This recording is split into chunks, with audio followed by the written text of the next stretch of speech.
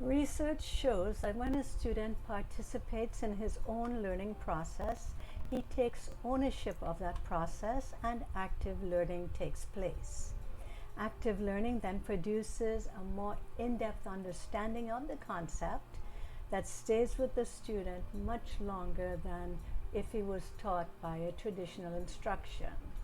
Hello everyone, welcome to Ruth Straight Talk, the channel designed to help you, your students, and your children live a fuller life, become lifelong learners, and grow into the awesome human beings you were designed to be.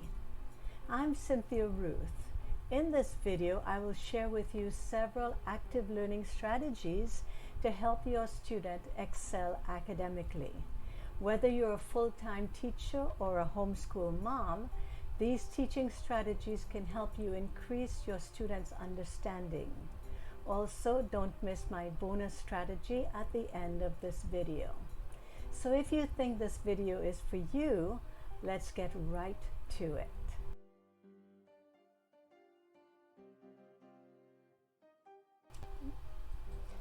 Since these strategies are student-led, it is important that the teacher lay down some ground rules. For example, no inappropriate language or slang lingo that could be offensive should they be used.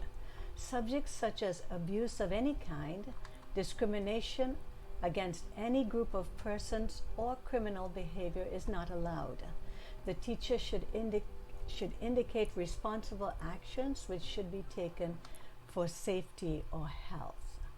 Some of these strategies are outlined below. Number 1, brainstorming and discussion. Brainstorming can be used to introduce or to close out a lesson.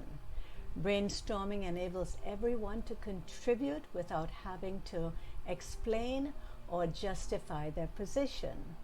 Students can verbalize the first thing that comes to mind when a keyword or an idea is spoken. For example, the solar system. Students will just automatically speak out their idea or any idea resulting in the solar system, and that would make it into the list of brainstorming. Before the brainstorming begins, inform the student that although particular words and phrases may be used in other contexts, during class time they should be used in correct language that is not sexist, racist, homophobic, or offensive. Ultimately, it is the teacher's responsibility to moderate the process. In brainstorming, you accept every idea without criticism and write them down on the list. The more ideas, the better. Don't worry too much about the quality of the ideas. No discussion about ideas until the brainstorming is over. And then finally set a time limit, about 10 minutes for the class time. It is best to ignore inappropriate concept, language, and so on during the brainstorming, then follow up with them when we're processing the list. Accept all suggestions and use them as starting points for processing the brainstorm. This can actually be very helpful to set expectations about appropriate language, public and private information, and speaking in the third person. After the brainstorming, you should reduce the list of ideas by removing irrelevant ideas, combining words and phrases that are similar, all with the consensus of the students. Then carry out a prioritizing activity, which can easily be done with a show of hands to reduce the list even further. Students will then discuss each idea in order of importance. If the brainstorming occurs at the beginning of the lesson, the teacher should be sure to address each point as it relates to the lesson. By the end of the lesson, all points should have been addressed. If the brainstorming occurs at the end of the lesson, the teacher should make sure that there is enough time to address each idea before the end of the lesson. The second active learning strategy is positioning activities. This strategy should allow students to examine their own position regarding a topic as well as the position of others.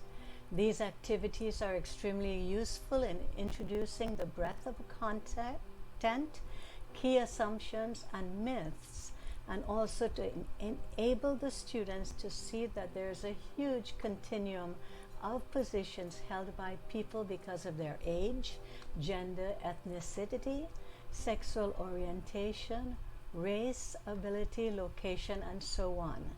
It is important that the processing components of these activities are carried out so that the student explores and examines their own position as well as others.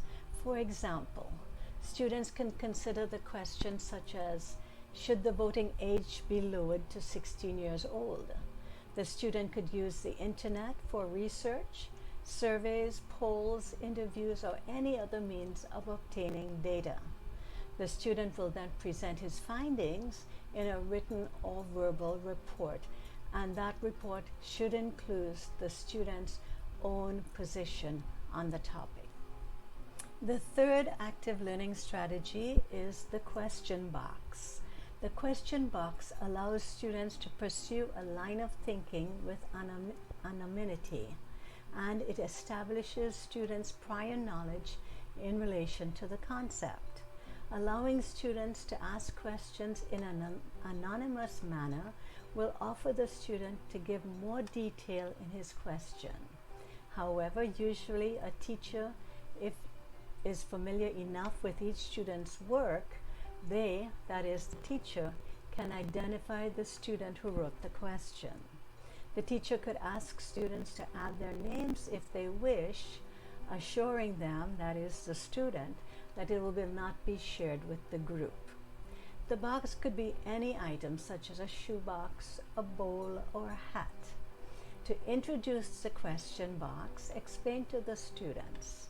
The question box may be used to ask questions that they want to know or don't want to ask in front of everyone. The question box is anonymous, but they may choose to add their names if they wish. The student is given a blank piece of paper at the end of each class, and they will write their questions on that paper, and it has to be directly related to the lesson. Everyone must put something on their piece of paper, whether it is a question or a comment. This ensures that the questions remain anonymous. Each person should put their own paper into the question box. Questions could be answered during the next class. The fourth strategy is the unfinished story. Unfinished stories are used to solve problems. The students are given a scenario with a problem, and they are required to offer solutions to that problem by answering the question, what should this person do? Unfinished stories should provide enough information for the student to make an accurate assessment of the situation. It should also accurately reflect the relevant characteristics and dynamics of student-based situations, for example, bullying. It should also provide sufficient time for the students to consider and discuss possible actions of the child or young person, and could take those implications into the scenario to make sense of it. In this situation, fictitious names are imperative, and none of the names of the students may belong to that class. The bonus strategy is called reflective questioning. This type of questioning allows the student to reflect on their learning experiences and how these can be applied to their lives. They may use exit slips to answer the questions. So what is an exit slip? At the end of the class, the teacher passes out slips with questions that help the student determine how well they understood the lesson. The students answer the questions and turn them in as they exit the classroom. Exit slips enable teachers to assess the student's understanding of the lesson. Some sample questions for the exit slips are: what did I do? What did I learn? How did I feel? Why did I feel like that? Or how will I use this skill or information in my daily life? Programs that involve active participation and interactive learning approaches are considered the most effective as peer-based discussions to encourage collaboration. So there you have it, several strategies to help your students succeed.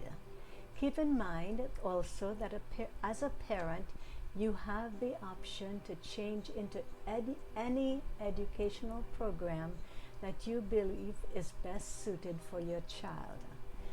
If this video has helped you, please like us at the bottom of the screen.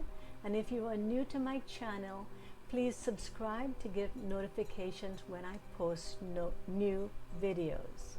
Also, I would love to hear from you about other learning strategies or questions that you have found helpful. Please leave me a comment at the bottom of the screen. As always, thank you so much for joining us at Ruth Straight Talk. It's been a pleasure with you. Happy learning and goodbye.